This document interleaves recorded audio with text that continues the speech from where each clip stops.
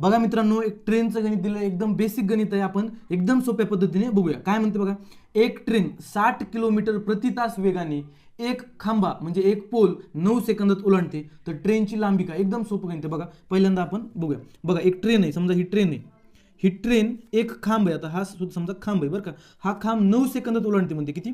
9 सेकंदात. ओलांडणं म्हणजे काय असतं, ही जी ट्रेनचं पुढलं टोक आहे ते इथं तर जाणारच, पण हे जे मागलचं टोक आहे ते कुठे यायला पाहिजे? इथं यायला पाहिजे. बघा हे असं व्हायला पाहिजे, तेव्हा ओलांडणं म्हणतात. म्हणजे ट्रेननं अंतर किती कव्हर केलं असेल? ट्रेननं अंतर तिच्या लांबी एवढं कव्हर केलं असेल, हे त्याचं निव्वळ अर्थ आहे. बघा तर मग ट्रेनची स्पीड किती आहे? 60 किलोमीटर प्रति तास. पण आपल्याला टाईम कशामध्ये दिलाय? सेकंदामध्ये दिलाय. आपल्याला युनिट एक करावं लागतील. मग आपल्याला स्पीड आहे ती मीटर पर सेकंदमध्ये करूया. बघा काय असते?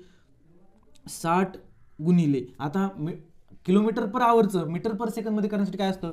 5/8 आपण गुणतो. म्हणजे काय होईल? हे झालं आपली स्पीड झाली मीटर पर सेकंदमध्ये. त्यानंतर गुणिले आपल्याला टाईम करावं लागेल 9 सेकंद. झालं आपलं उत्तर येतं 9 1 9, 9 2 18, बे 1 बे, बे 3 6 हे 0 आणि 30 गुणिले 5 किती झालं? 150 मीटर. काय? मीटर. म्हणजे ट्रेनची लांबी काय असणार? 150 मीटर. धन्यवाद.